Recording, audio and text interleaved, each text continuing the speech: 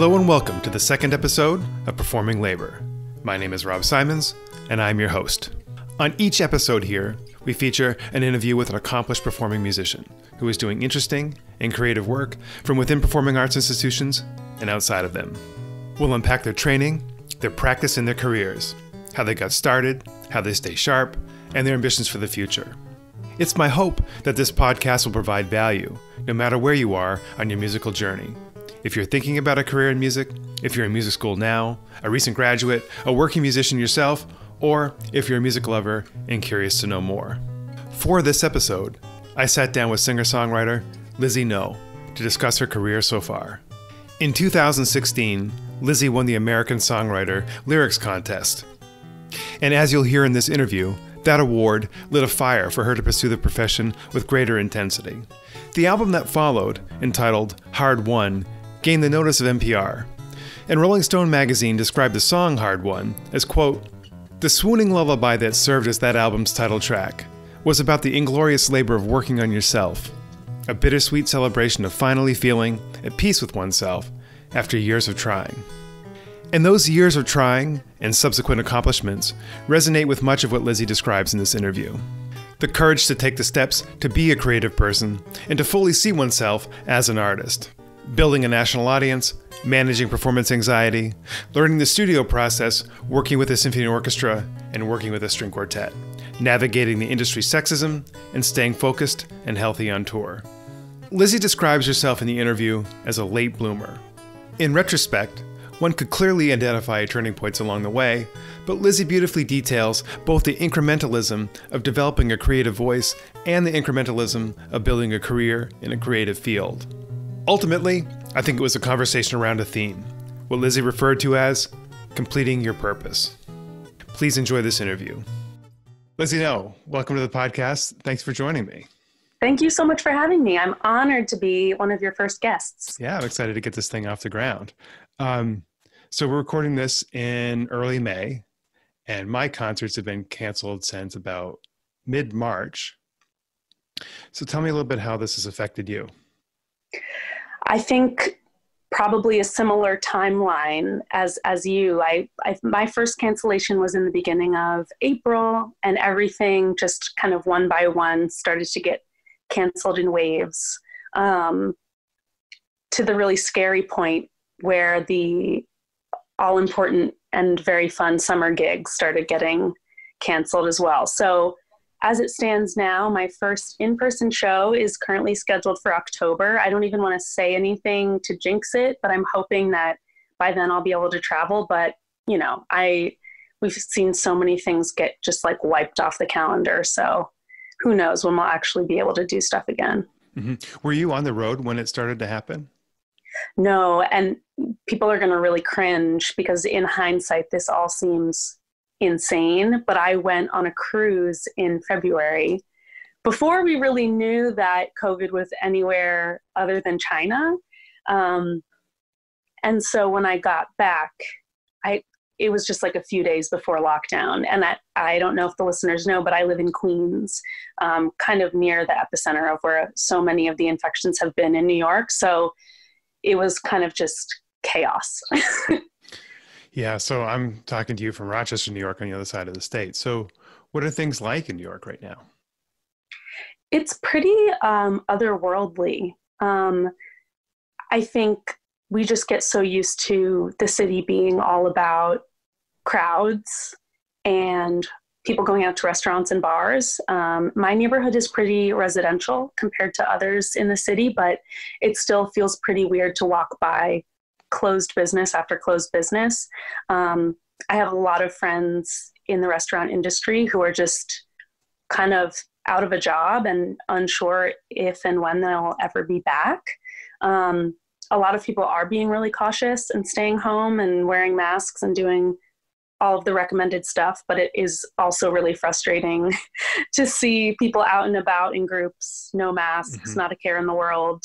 I think a lot of people are kind of, we're all in the same boat with that. Like, what are you doing? So what about friends in the music business in New York City? You talking to them at all? Yeah, I mean, I think it's sort of like I remember the last show I went to right before it all shut down. I think people are sort of scrambling to figure out how to adapt. I think that's a position that we've been in as musicians for a while now. But it's happening so quickly.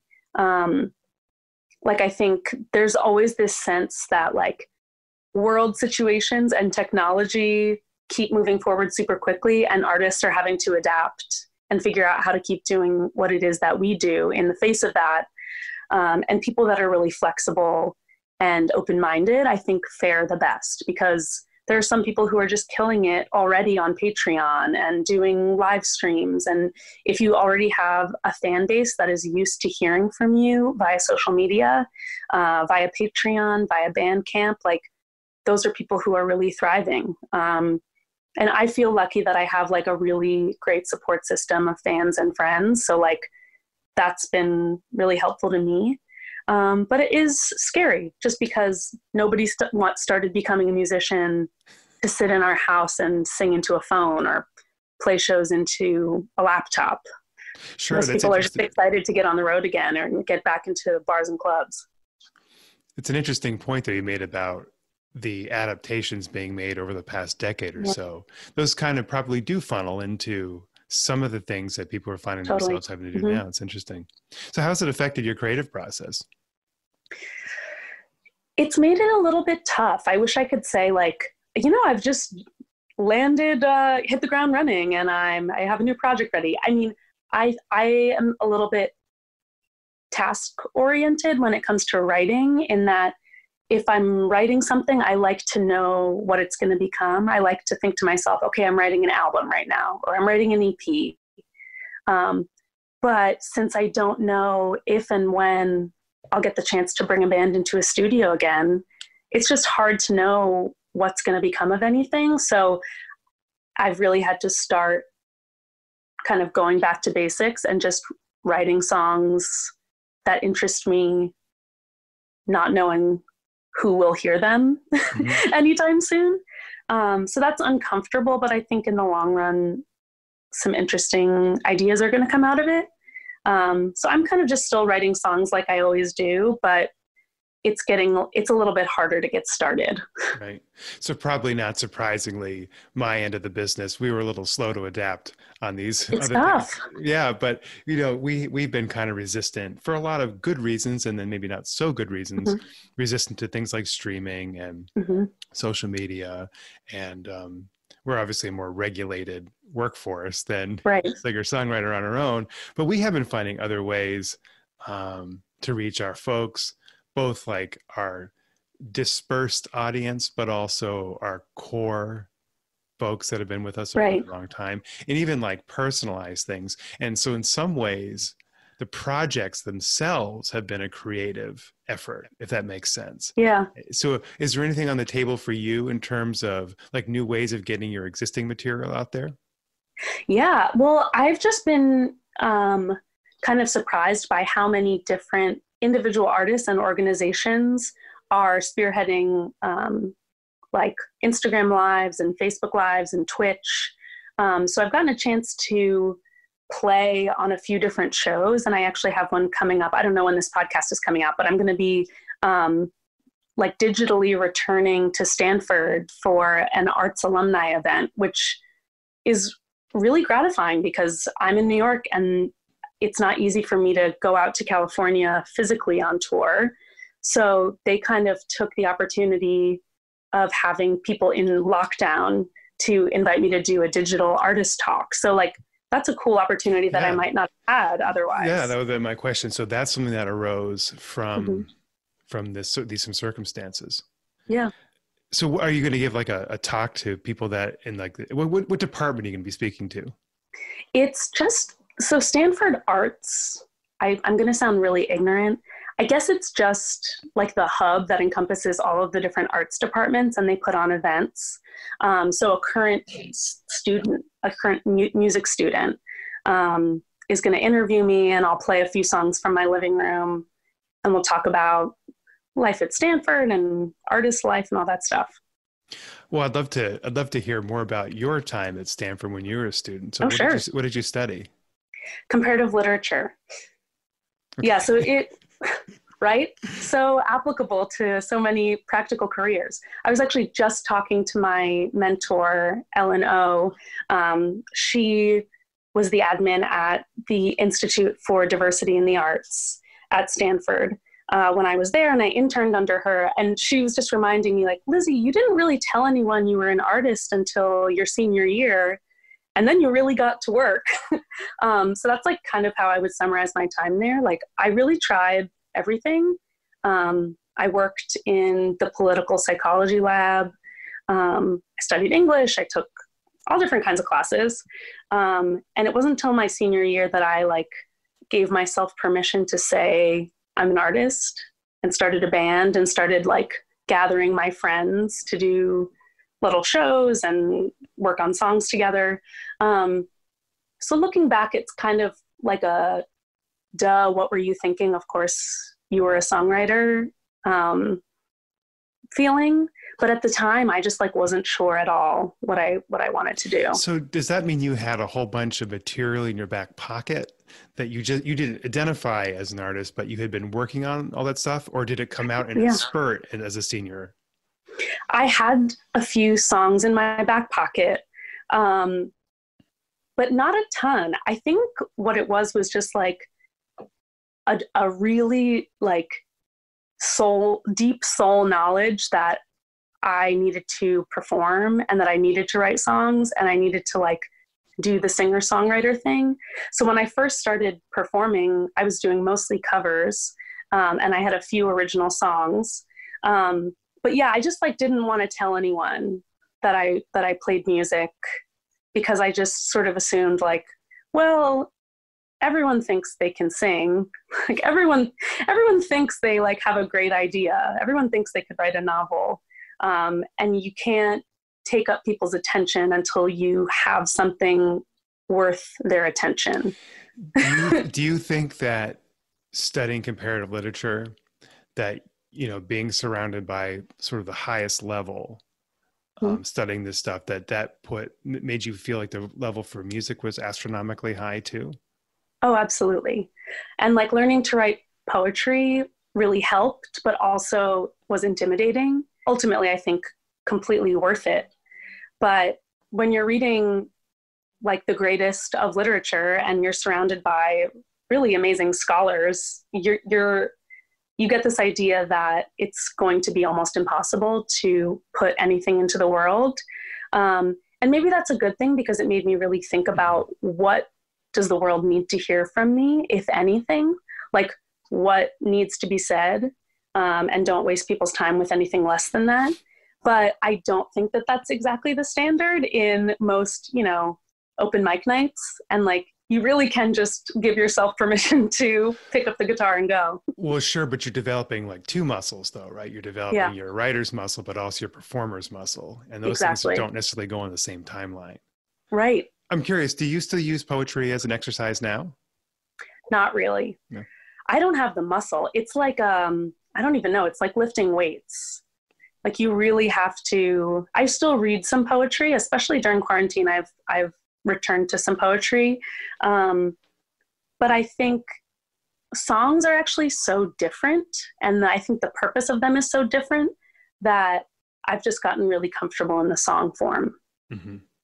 If you could articulate the difference just from a lyrical, just the words on the page, what's different about writing a song versus writing poetry? That's a good question. I know that other people might disagree with me, but like my gut instinct is like picturing who's receiving it. When I picture someone reading a poem, I picture them reading it alone, even if they're reading it out loud. I picture a solitary reader. When I write songs, I think about singing it to a group of people. I think about my own performance of it. So it doesn't even have to rhyme any particular way. It doesn't need to be catchy. It's really just about imagining your audience, which I guess is especially hard during quarantine because that imagined group of people doesn't exist. But it's interesting though, because, you know, my work is almost, let's say, 99% live performances. Absolutely. So I view my work as a social activity. Mm-hmm. Like it's a civic activity for people to come to this big concert hall downtown. Yeah. But I kind of think, imagining myself in your shoes a little bit, I wouldn't have thought quite as much as a social activity. I mean, of course, going from town to town, city to city. Right. But thinking about the recording as being the kind of thing, it's really interesting to me personally that you talk about it in social terms. So do you think there's any analog between what you were saying about postponing identifying as an artist in college to anything you felt when you were like maybe in high school and learning the harp and kind of discovering maybe the dichotomy of your influences and the music you were versus the music you were learning? Oh yeah. I think it's, looking back on these things, I do realize that I'm a late bloomer in almost everything that I do. Not because I'm not dedicated to art, but because it just takes me a really long time to process something even while I'm doing it. So I took harp lessons starting in the 5th grade, was in the Princeton Girl Choir starting in the 3rd grade, I think. And I was and all at the same time, I was writing little ditties, parody songs. I would write my own poems. And those two worlds seemed completely separate to me. Like there was the sort of outward facing, adults want me to do this thing, I have to audition for it, choir and harp world. And then there was the world of my own imagination, which seemed completely different. So by the time I got to high school and friends of mine, were playing at coffee houses and things, they were writing their own songs. I was like, oh, you can take your instrument and put your own ideas into it. Obviously, I was aware that people wrote songs in the world and that pop music existed. I wasn't sheltered in that way, but it just never occurred to me that I could do that. It was so attractive to me, but I just hadn't really put the two together. So I remember spending a lot of time in the 10th and 11th and 12th grade, in the music building at the Lawrenceville School, just trying to figure out how I could sing and play the harp at the same time. Were there pop songs that I could learn to play on the harp? Is this even possible? Was the question. Mm-hmm. What were you listening to then as a high school student?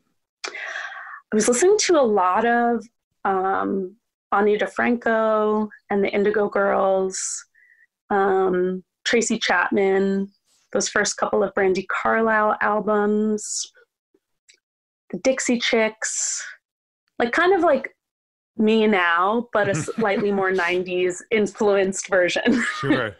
So, I've got a few years on you, obviously, but I think back when I was a kid, that growing up on the East Coast as well, that being surrounded by all these big, important, old institutions kind of reinforced that there was this one thing and this other thing. And I didn't find any way to synthesize the two things. And it's something that I really regret. And I didn't do it at all. But it seems to me that, perhaps it's a generational thing that even you working stuff out in the music school is perhaps the next generation is probably a little more fully formed, hopefully, than we were.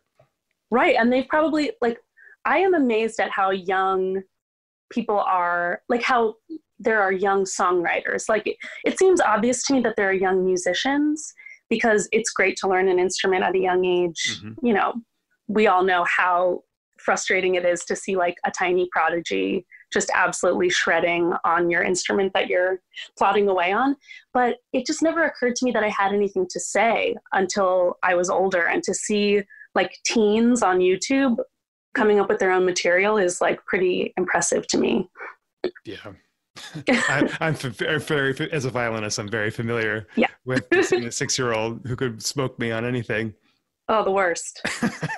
Disrespectful. So I was talking to, I was on a radio show a couple of days ago with my former boss, Teddy Abrams, who we have in common. And he was talking about perhaps this crisis we're in, as devastating as it is on an individual level and on an institutional level, it might get some things unstuck Mm-hmm. in our world. Is there anything that you can kind of envision, like almost pie in the sky, about the life of a touring working musician like yourself that might get unstuck from this crisis? That's a really good question. And I think that instinct is right. Am having a hard time envisioning what is going to happen in the future. What I have noticed is that people are becoming a lot more aware of what goes into making art, which is just something that I think is a huge step in itself. Like, I think for years, every industry has their stuff that they grumble about, but among other touring musicians, we always kind of grumble at how people ask us to do things for free, and don't understand the relationship between streaming income versus touring income. I think a lot of people assume that if you put out an album, that you're making most of your money off of that album. And that's just not the case since the fall of the CD empire. Streaming just makes up such a small portion of most people's income. And it's being on the road and selling merchandise and having, you know, if you have a Patreon or some other kind of sponsorship type of thing where your fans can contribute, that's where most people are making their income as indie musicians. And what's frustrating is when people don't know that. And so you come into town and they don't buy tickets to the show, but, you know, they'll stream you on SoundCloud and be like, oh, I'm supporting this artist. Mm-hmm. Not to be ungrateful in any way, but it's just great for people to know how they can support you. And I think so many musicians have been vocal during this crisis about, like, hey, we can't actually do our job anymore. And here's why. And here's the percentage that we're making off of touring. And I think it's been a real awareness check for people. And people won't unknow that after this crisis, which is great. Yeah, I wonder, what do you think the downstream effects on ticket sales might be? Do you think it'll encourage people to go to more shows, or do you think it'll? I hope so. The scared part of me worries if people are just going to be nervous about gathering in large groups going forward. I'm really worried that there might be like a long-term depression of shows. But the hopeful part of me thinks that people are going to really value being in physical space with other people watching a live show. You know, like, you don't realize the role that it's playing until it's taken away. So hopefully fans really will be willing to spend that, price of a ticket to be with people that are like-minded. Yeah, well, I mean, obviously I agree, and I fingers crossed on the same thing. I mean, we're looking at, you know, we have obviously these venues that are thousands of seats, and I think that can jeopardize us even farther, because it puts us in maybe another category, right? Like forbidden spaces.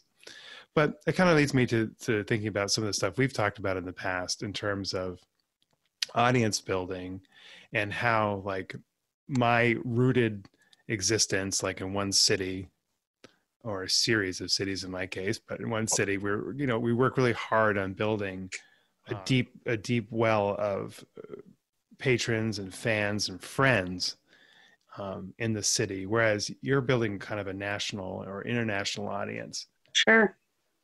I'm curious about, like, do you feel like there are pockets of places in the country or in the world that respond better to what you do? That's a good question. I'm figuring it out as I go. But yes, I do. I think it can be based on any number of random occurrences. So, like, I'll have a pocket of people in the Bay Area that know me from Stanford forever. So if I feel like I want to go out there, there's always going to be a couch to sleep on and a good number of people who, through word of mouth, have heard of me. Then there's a place like Wisconsin, where I've ended up returning to for the past several years, because they put on a great, Appleton, Wisconsin puts on the Mile of Music Festival, which has just become this hub for indie artists. So going back to that festival a few years in a row has built up like a regional following of people. Then there's like Nashville and Memphis, which is always so welcoming. And then little by little, as I keep returning to these places, I think the radius starts to expand. Mm-hmm. But yeah, it's you never know how you're going to be received when you go to a place for the first time. But now, having been touring for a few years, I'm starting to notice the places where the audiences are growing. Interesting. I'm just so interested in the ways that, kind of going back to that unsticking things idea, that from our side, from my side of the business, my hope is that we will in some ways get closer to the thing that we do, like really think about the core thing that we do a little bit more deeply. Yes. Instead of more like a factory line that we sometimes can get into, just into so many concerts. But also expanding our palette to think about other things. And I also think that we need to get more into education and health and wellness. We do those things now, but I think we really, really need to invest in young people and older people. I think those needs are really getting laid bare right now. It's harder and harder to keep up the facade that everything's fine, both individually and structurally. I think it's becoming obvious to everyone that a lot of things aren't fine. So that's a good thing always. Yeah, and I think that's you're right. That is laid bare. But from the artist standpoint, I think what I've seen. Well, I mean, this was coming. I mean, I'm pretending like this has shifted overnight, but it's accelerated, is that the, to use your word, the facade of like the perfect art, it always has to be perfect, or it has to sound like, no, it can provide value. It has public value.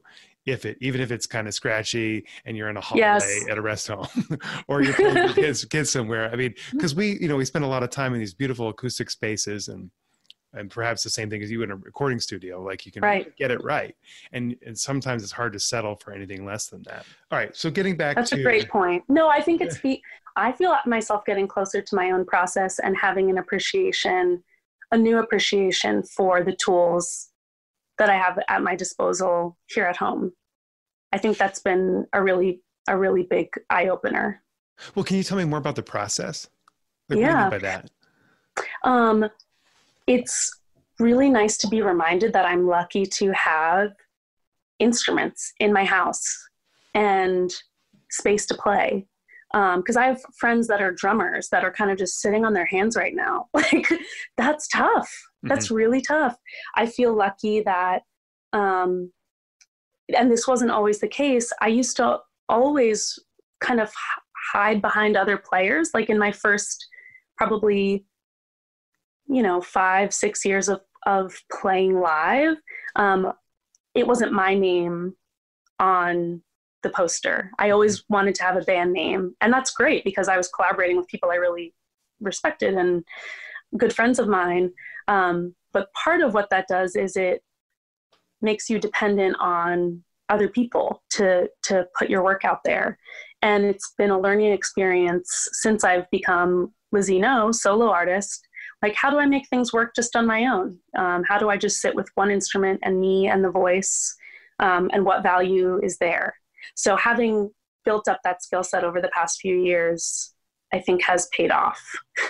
Interesting. So when you left, so am I getting this right? So you leave Stanford, you decide that you want to be a musician. Yes. But simultaneously you want to be like a part of the band. Yeah. So the first year out of Stanford, I stayed on and did an internship at Stanford Arts, doing arts admin. And I was kind of just like figuring out, is being a working musician possible, doable? Where do I do this? And I had a bandmate from college who had just gotten a job in Washington, D.C. And we kind of made this like childish pact of like, okay, Lizzie, if you move to D.C. for the summer, we'll sign up for some open mics and some shows. We'll start a band and just see where it goes. So that summer was great. We rehearsed every day. We came up with we had some originals and played a bunch of covers, and we played some bars in DC, and we were having a great time, and I decided to stay. And that band was called Devil in the Deep Blue Sea. And so that's kind of where it started. I know most people don't move to DC to start an indie music career, but that's what ended up happening for me. So that was like a duo with hired players. that would come in for various shows. Yeah. Was it a similar style to what you're playing now? Yes, it was maybe more classically folksy. We didn't do much electric guitar at all, not a lot of percussion. But yeah, that was kind of like the first post-college adventure in playing. And it was great. That's how I got over my stage fright, and yeah, great times. Did you just kind of will yourself to get over your stage fright? Yeah, I just pushed through. Since I was a kid, I remember being like 8 or 9, before auditions, just like sick to my stomach. Like, it's always been terrifying. And I thought that I was just a person who loved to perform, who also hated to perform. Like, I thought that was just my curse, but it turned out that I just needed to play a bunch more shows, before it would feel comfortable. And now I feel like at home on stage. It's just interesting because I've been doing this for a long time, and I can't say that I'm over it after all these years. Yeah. In fact, there's one thing that was really liberating for me to hear. Emmanuel Axe, who's probably in his 70s now and has been playing however many piano solo concerts a year for 50 some odd years, says that before every show, he just knows that his hands are going to get cold. And that's the same nervous symptom I get. My brain doesn't go crazy, but my hands, they turn to ice sometimes.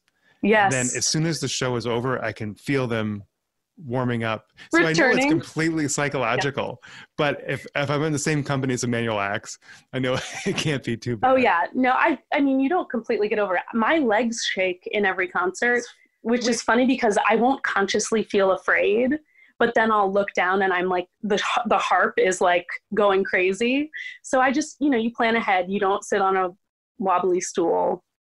You trick your body into thinking you're not shaking.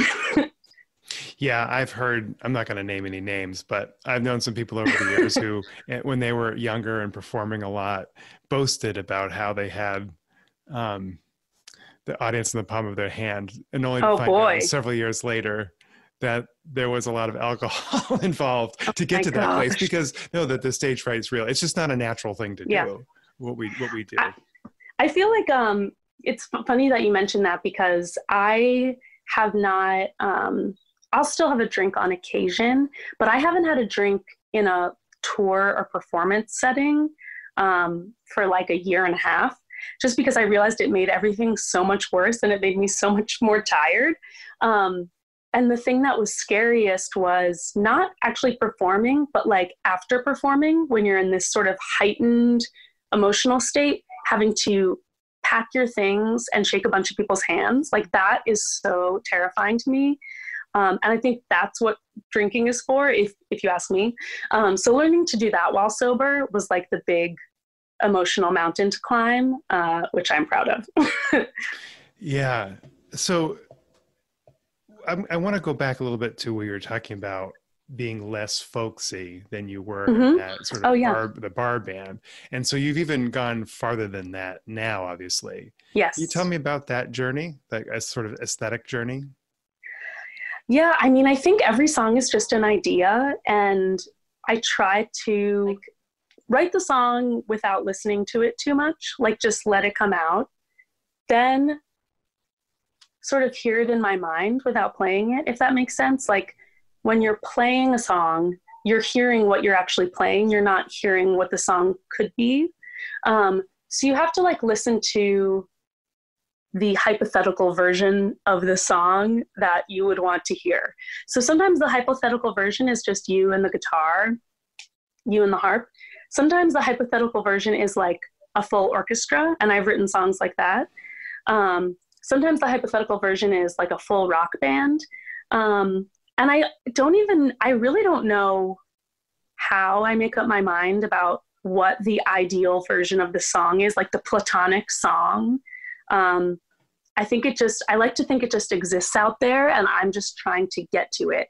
And I'll never get exactly to it, but I'll get close. Or on the way there, I'll get somewhere better. So like, it just has occurred to me over the past few years, like when I was writing my second album, Vanity, that there were songs that needed guitar solos, and there were songs that needed like a ton of percussion. So we just ended up doing it. Do you work with producers and stuff that kind of inform, like did they give you some like multiple choice, like it could have this, or is it really something that comes from your own mind? A lot of it comes from my own mind. But then I do try to work with people whose taste I trust. And it can be really hard to have those conversations because you're talking in ideas, and how a person is going to come into the studio and play is going to be different than how you describe it. So what we try to do is to be as accurate as we can be with our reference tracks. So like, as we're going into the studio, we'll put together a playlist of songs that it might sound like. And it can be as broad as, I like the vibe of this song. Or it could be as specific as, I really want the drums to sound like this particular section of this particular song, or anything in between. So you can use like reference points to influence what it's going to sound like. Interesting. So looking back, so you caught my ear when you said some stuff was written with a symphony orchestra in mind. That's where we met. We met in the Louisville Orchestra for years ago. So tell me what you learned from that experience, playing with a symphony orchestra. Oh my gosh. Well, I think this is all going to sound so cheesy. It was truly a dream come true, because like you write, like I was saying, like I write with these grand ideas in mind. Like I'm writing like the song Monuments or The Mountaineer, songs like that. I wrote thinking like, I just want a full symphony orchestra to play these songs. Did I believe that would ever happen? No. So like when I was actually standing there, not only playing these songs in the beautiful Kentucky Center, but like with the whole orchestra behind me, it was this confirmation that the idea of the song was real all along. Mm-hmm. It was wild. So we took that and we kind of repurposed it for a string quartet concert. Yes. About a year ago to the day, probably. It was last May. Oh my gosh. Yeah, time goes by. That feels like yesterday. So tell me a little bit about your feelings around that performance and that process. I was so intimidated by that process because there's nowhere to hide when it's just a quartet and you. And so what I was most nervous about was the rehearsal process. Like you always think like, oh, I'm going to show up and I'm going to be exposed to be a fraud. But it felt like, to my happy surprise, very much like being in a band. You usually have 4 to 5 people. Everyone comes ideally with a lot of preparation and ideas about what they're going to play. But you get to have flexibility when it's only 4 to 5 people. Mm-hmm. You can kind of talk out what the story of the song is or what the feeling is and make little adjustments, which I thought was just like so satisfying, that whole process. Like it felt like a dance to me. Like it felt so light on its feet to work with the quartet.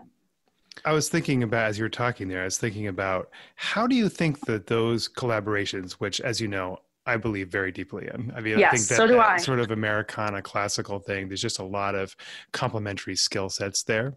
Absolutely. How do you think the audience comes along on something like that? I mean, how do you think your audience feels about that sort of thing? Is it something that you think perks people's interest, or is it just like another lovely thing that Lizzie has done? I think that I need to do a good job of explaining why it's important to me, because I don't think anyone can get how deeply that impacts me as a songwriter.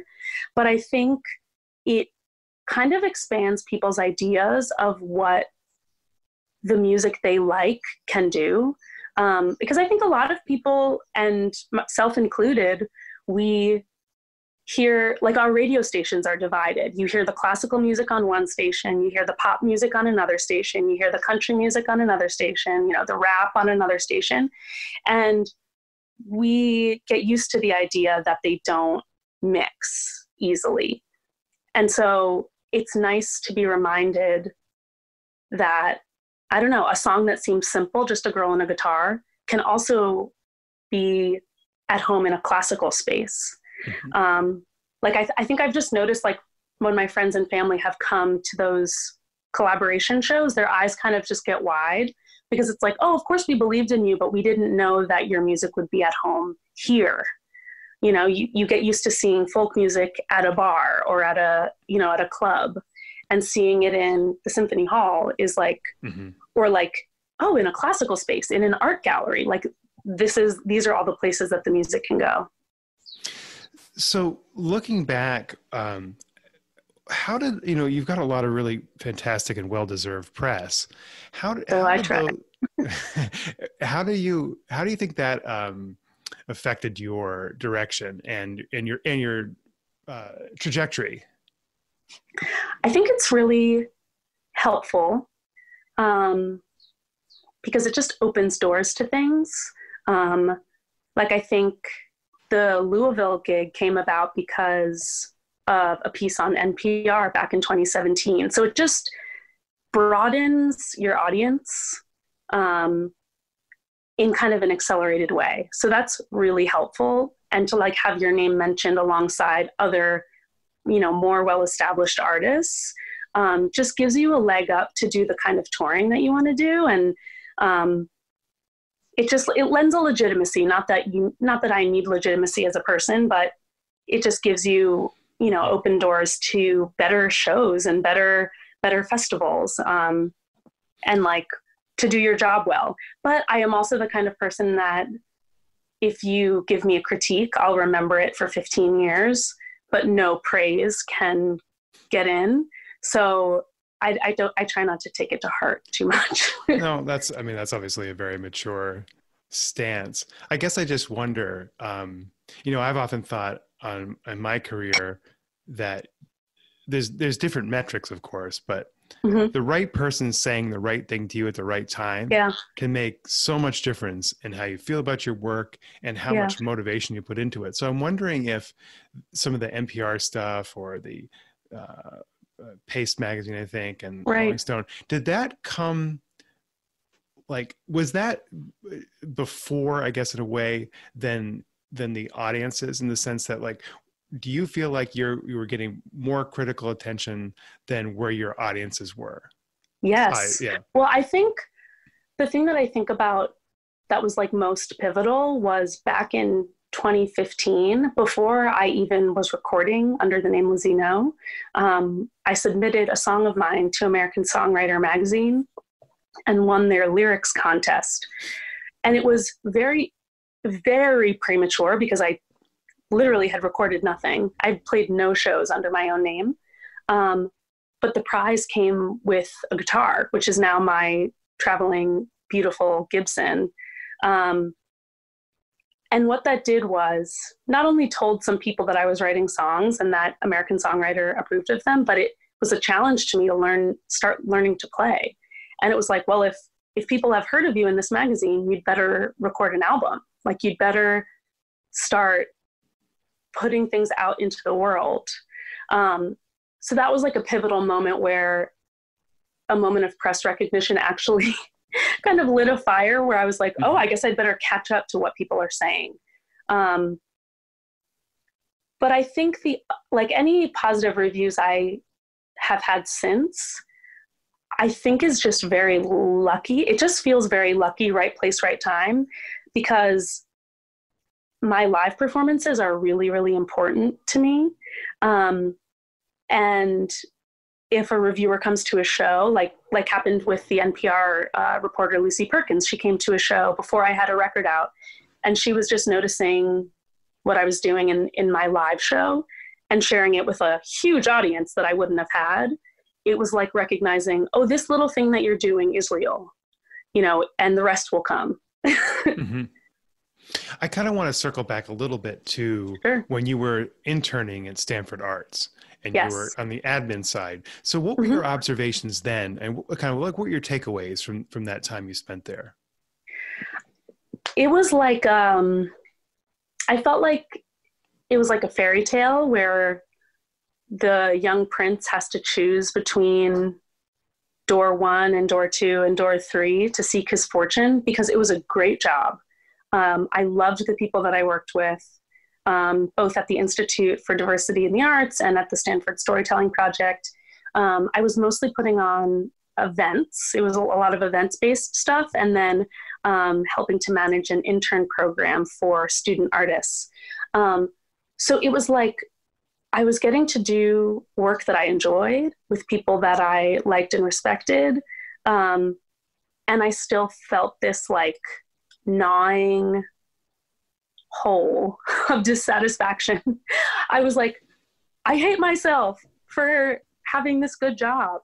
And there is something like torturous about being in the arts, working on something that wasn't my own music. And it kind of made me realize that I am really selfish when it comes to art. Like I can only work on my own things. Like I could never successfully front a cover band because like it would be so close to what I want to do, but not quite.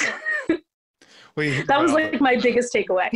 Well, do you think that that job was incompatible with being, or maybe not that job specifically, but an admin arts job? Is it incompatible with doing the art yourself? I think at the same time, for me, yes. I think there are other people who probably are able to compartmentalize, but I can't do that.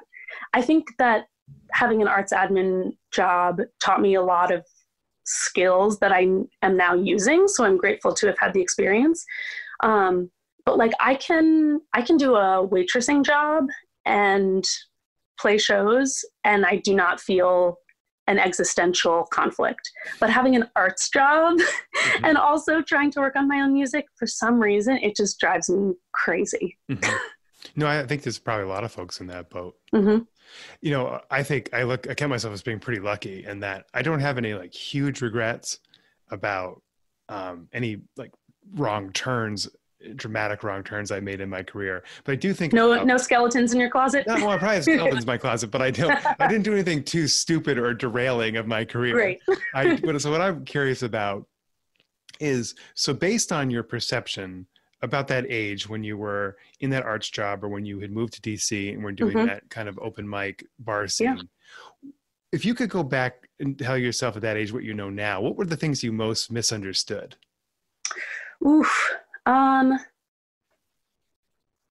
This is going to sound like a very millennial cliche, but it is a really big lesson to learn that most men think they are better at music than they are, and you need to follow your gut on things.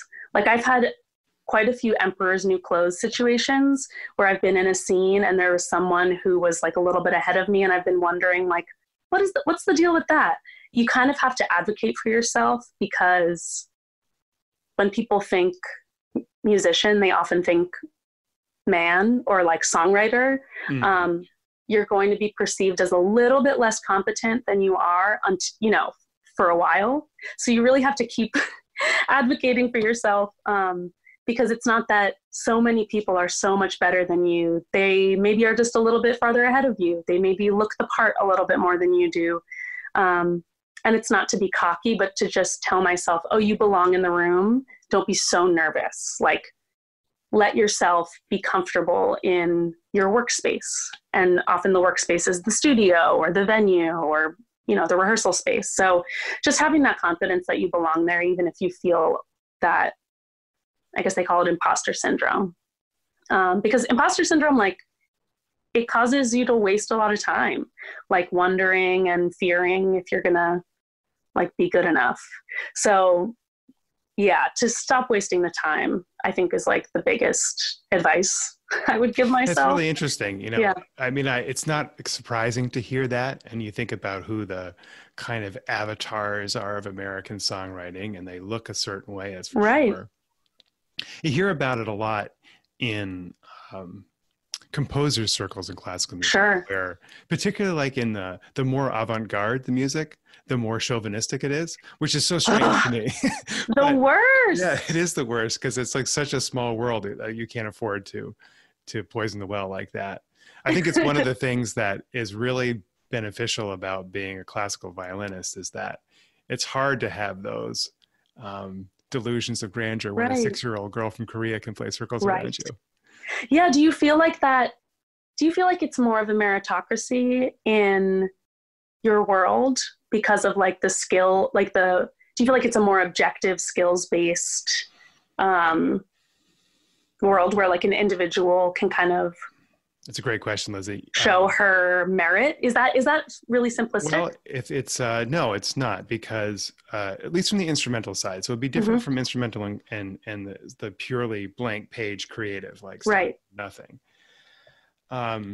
It's a little bit of a can of worms, but so we Okay, sure. the orchestra business absolutely sees itself as a meritocracy, and Mm-hmm. meritocracy is a overused word, and it's a Yeah. much maligned word now, and I think for a lot of good reasons.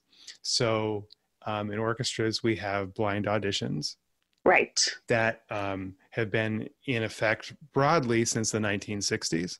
Mm-hmm. And those things, so it's called like debiasing the organization, not Right. debiasing the individual.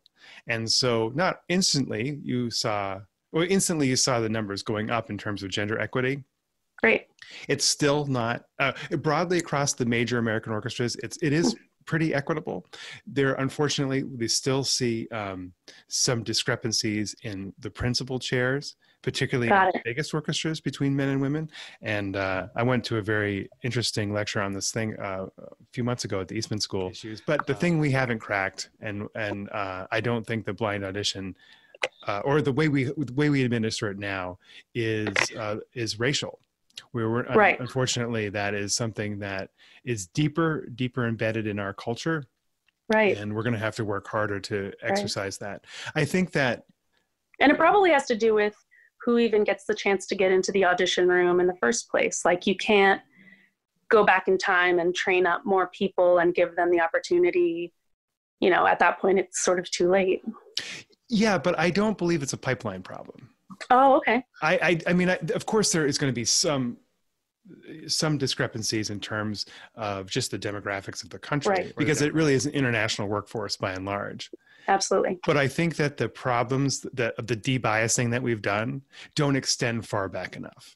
Oh, and okay. The orchestras that have made, and these are elite institutions that have made the most long-term and most structured efforts to debias the audition process, have the most diverse orchestras, racially and gender. Turns out hard work actually it does, and so that's where I'm not quite ready to throw meritocracy over the edge of the boat, like just as an idea. But I also recognize that people can hide behind it too. Yes, and they do. And is it kind of like just more of an intimidation, like kind of throwing your weight around, or really is it just that the idea that is pervasive that only an American songwriter can only look like Bob Dylan or Steve Earle or something like that? Yeah, I don't really know what it is. I think it has to do with a few things. I think it has to do with who people listen to growing up and who they think of as their heroes, like who they'll compare other people to. So it's just like, who comes to mind when you think of a singer-songwriter? And that's an old problem. But I think you would think that would be getting better as time goes on. But there's some sexism that persists. And I think some of it has to do with touring. I think being on the road has challenges that make it harder for women to break in. Like bands all share hotel rooms. And I think that often guys will just bring up another male friend rather than giving the opportunity to a woman. So that can be, like that's just one small example where like people don't even think of it as sexism, but the sort of social circles of bands are often very male-centric. And I think that the scenes can be really sexist, even unintentionally, because of the parties that people go to and the ways that people meet each other is often through social situations. And we all know how problematic those can be. It's funny you bring that up because Elizabeth Rowe, she's the principal flutist of the Boston Symphony, and she recently settled a lawsuit against her employer over wage discrimination. Oh, wow. And this is a very, very top of the profession. And she came and she was a keynote speaker at this event I went to. And she mentioned a very similar situation, which is the Boston Symphony Chamber Players is a small ensemble that goes in, and they're an extraordinary group. And she's the only woman in that group, referencing again the disparity of principal players. But she talked about how sometimes they'll go to a venue, probably somewhere in like Western Massachusetts or something, I don't know, and there won't be a changing room. Like, and so she has to come to the show in her gig clothes, and she'll leave when the guys are changing after the sound check. And it can lead to a cascading domino effect of bad circumstances. And the one that she articulated was one of these shows where that very thing happened. She came in her work clothes. The guys were changing after the sound check. It was going to be a live broadcast. And instead of sitting backstage and warming up, she left and took a walk outside, came back, played the show, and then found out after the fact that the broadcast had been canceled. So played the whole show with that in the back of her mind. Like that was a totally avoidable situation that's just kind of baked into the cake. Oh my gosh. Yeah, I had the same reaction too, because a million years would have occurred to me that something like that would happen. Okay, well, I'm furious on her behalf, but yeah, this is how these things happen. Yeah, she's extraordinary though. She's fantastic. So in terms of like your musical maintenance, so what are the things that you've learned since you got started in terms of your voice, in terms of practicing? Particularly, I think about like what it must be like to be on tour. I mean, I'm finding it to be like some of the best practicing I've done in years is since we've been laid off, because I don't have to leave the house. But I think what it must be like every day getting out in a hotel and going to the next gig. How have you found that you've been able to modulate and pace yourself physically? I think I had to kind of coming back to this topic of, giving myself permission and just the acknowledgement of stuff that I know deep down. I think I had to give myself permission to be a little bit of a diva, and let myself and other people know that I'm not like a work machine, or a fun machine. Like I have to like treat myself like I'm very delicate, and remind myself that the only purpose of tour is to play great shows. So everything that leads into that, everything that leads up to it needs to be for that one purpose. So if I'm in a great city where there are great restaurants and great sightseeing opportunities, if I have time to do those things, that's great. But if I need to take a really long nap instead so that I can be rested before the show, that's what I'm going to do. I need to exercise. I need to like go out of my way to find vegetables. And these things like sitting here in my house sound like very basic, but like when you are, when you've been on the highway in Nevada all day, getting time to take a walk is like a big ask. Finding a salad is really hard.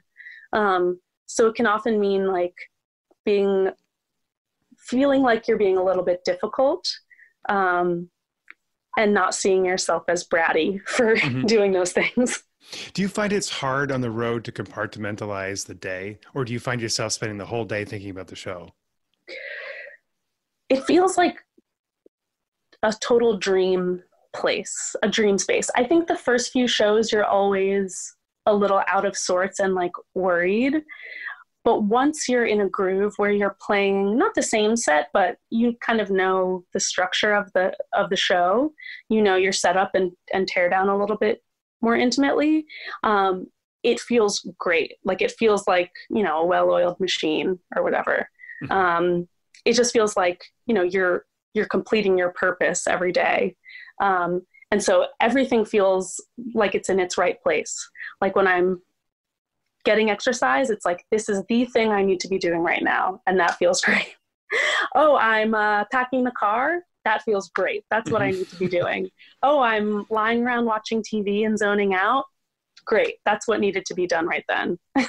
Do you carve out any time when you're touring to write new stuff, or is that something you save for when you're home? I don't carve out time, but ideas sometimes present themselves. And you do have to sing them into your voice recorder in the car. Like they're going to come up and they need to find a home. So I've had some fun writing sessions on the road, not intentionally, but yeah, I've come up with some new things on tour recently that hopefully we'll get to record and play soon. Do you kind of have like a regimented practice working schedule? Like even when you're at home? I do not. Yeah. I am terrible about that. All of my, like, I can only do things that I want to. I'm so bad at adhering to any kind of authority, even if it's imagined.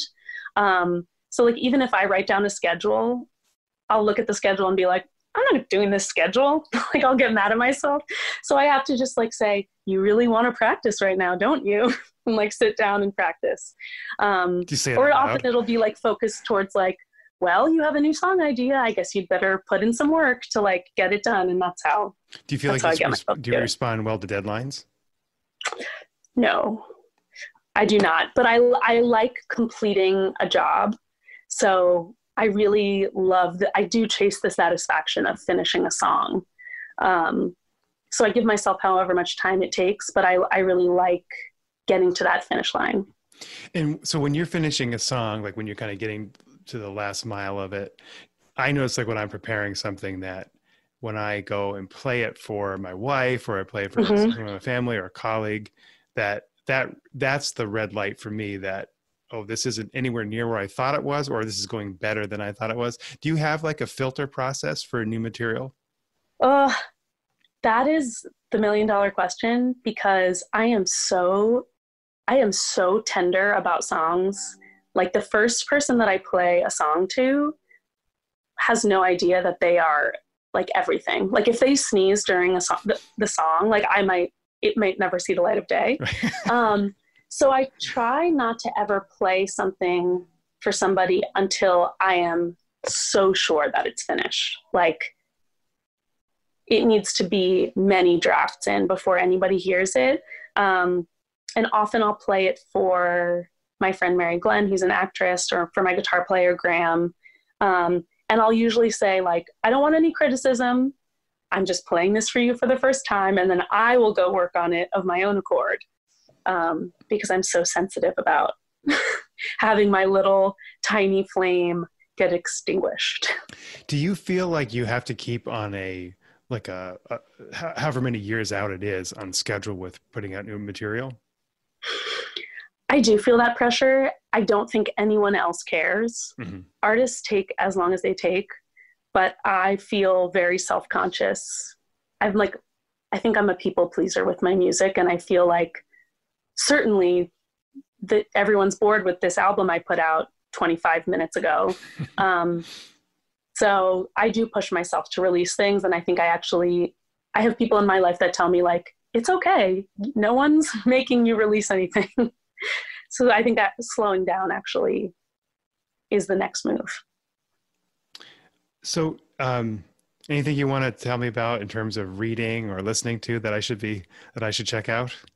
I feel like my consumption during quarantine has been absolutely bonkers, because sometimes I try to challenge myself to consume things that would be important. But right now I can only take like what I enjoy and like what feels really good in the moment. So I've been going through like all of Janet Jackson's albums.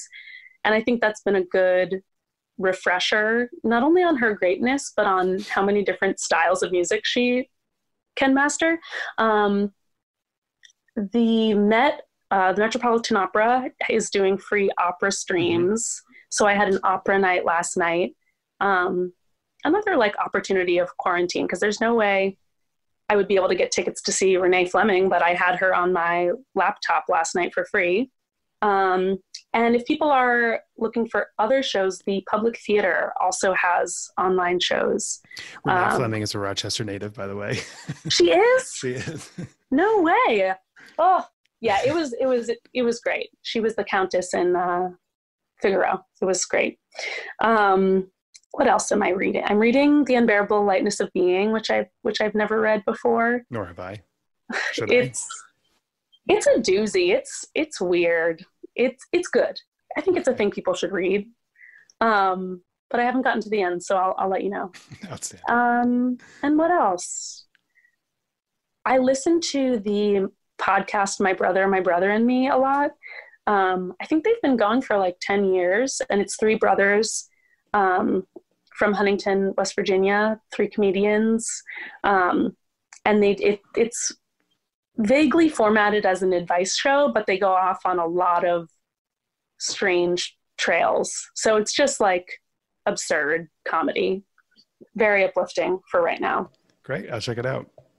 Well, Lizzie, thank you very much for making time. This is great to talk to you. Great to see you. Thank you so much for having me. Thank you for listening. The music on the show is by Craig Wagner, an extraordinary guitarist from Louisville, Kentucky. There's more info about Craig in the show notes, and we'll be back soon with more interviews. Our next episode features violinist, Louisville Orchestra concertmaster, composer, and conductor Gabe Lefkowitz. So please go ahead and hit subscribe.